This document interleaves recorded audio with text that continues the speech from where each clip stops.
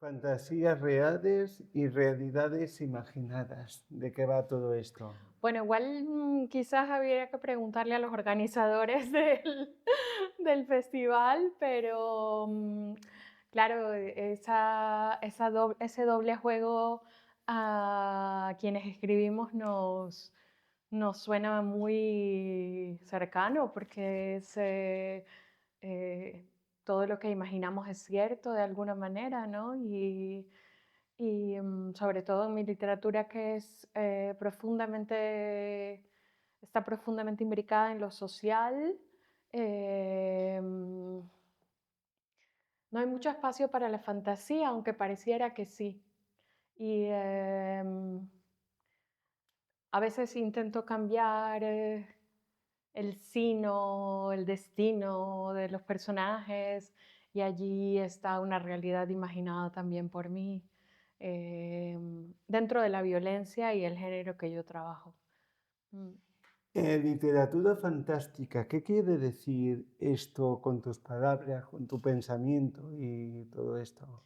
Uy, qué difícil, porque, porque como a todas nos metieron la noción de Cortázar, es como difícil salirse de ahí, pero Realismo mágico, entonces. no, no, no, no, no, no, no. Es, bueno, cuando un elemento de, digamos, el mundo sobrenatural o de algo que no tiene que ver con lo que consideramos normal, entre comillas, se infiltra en el mundo cotidiano y, por supuesto, le da la vuelta. Fuiste premio Joaquín Lata con tu libro Pelea de Gallos. Eh, ¿Cómo fue la creación de este libro? ¿De qué trata? Y cuéntame. Pues Pelea de Gallos es el libro con el que un poco me di a conocer en España y en otros países. Lleva muchísimas ediciones, es el libro que más felicidades me ha dado.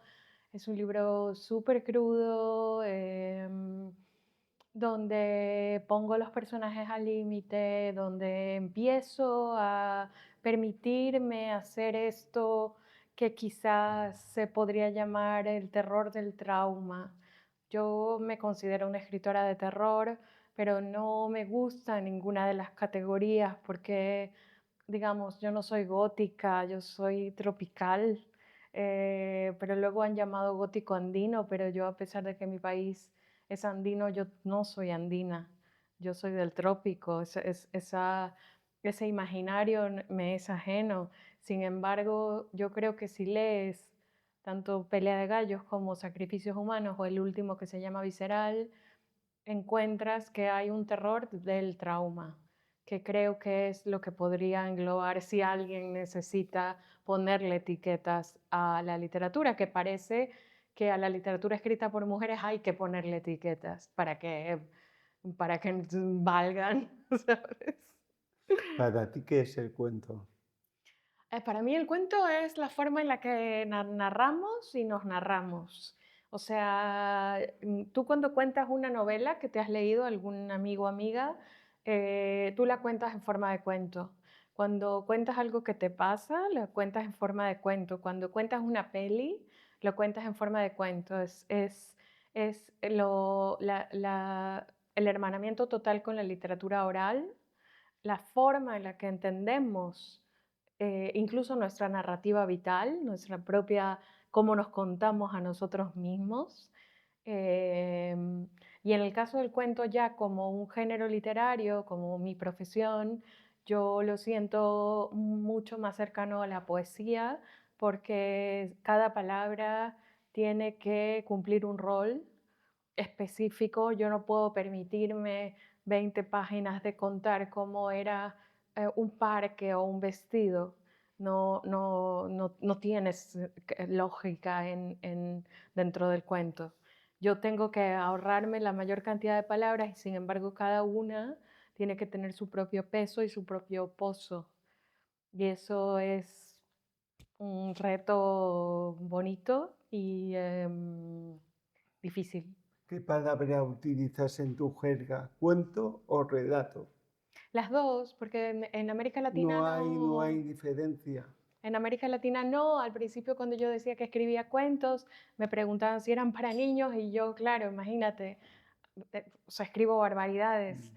Entonces, decía, definitivamente no, o sea, por favor, poner fuera del alcance de los niños, como el raticida. eh, y entonces, bueno, en América Latina lo decimos como indistintamente, me parece que aquí es un poco diferente. Eres gerente del Plan Nacional del Libro y Lectura José Cuadra. Explícame eso. Ya no. ¿Ya no? Pues has sido Fue una gerente de aventura pequeñísima. Internet que a veces engaña. Sí, sí, bueno, pero está bien, no te preocupes, ya no me duele. Eh, Fue una aventura, yo llevaba muchísimos años fuera del país y había aprendido muchas cosas de España, de las bibliotecas públicas, de cómo acercar la lectura a la gente, de los clubes de lectura que son tan importantes aquí y, y el intercambio de libros y etcétera, y la gestión cultural. Y entonces me pareció tontamente que estaba preparada para eso, pero claro, yo no tengo ni un pelo de burócrata, o sea, digo las cosas de la Amén, forma más amén, amén. No. salvaje y de hecho parece que tuviera Tourette, pero es que yo me enfurezco y claro, no puede ser burócrata de esa manera, así que duré 6 meses, pero hice la Feria del Libro de Quito y me siento muy orgullosa de que haya sido una feria del libro muy bella y que sirvió mucho al país para hacer muchos contactos con editores. Fue la primera vez que se invitaron a editores internacionales que hagan un tú a tú con autores locales y eso generó muchas cosas muy ¿Qué bonitas. significa para ti la palabra periodismo? Empatía. Empatía. Informarnos. Se puede informar generando empatía. Es lo que a mí me gusta hacer. Una última pregunta. ¿Qué es más importante a la hora de escribir? ¿De lo que hablas o de lo que no cuentas? Ambos. Yo tengo que saber mucho más que el lector. Y si tú no sabes mucho más que el lector no te deja pasar, no te lo deja pasar. Tú tienes que poner pistas. Es, es como en el policíaco. Tú tienes que dejar pistas de que tú sabes más cosas, porque a la gente le gusta, hay un placer casi primitivo o infantil en decir, ya sé por dónde va esto, el asesino es no sé quién. O sea, el típico amigo que en el cine te dice, ya a los 5 minutos, ya sé que el asesino es este. Y luego le das la vuelta y no.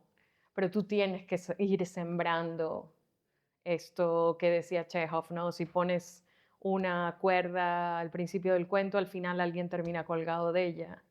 Bueno, pues yo pongo las cuerdas. Pues muchas gracias Gracias a ti. y suerte Gracias.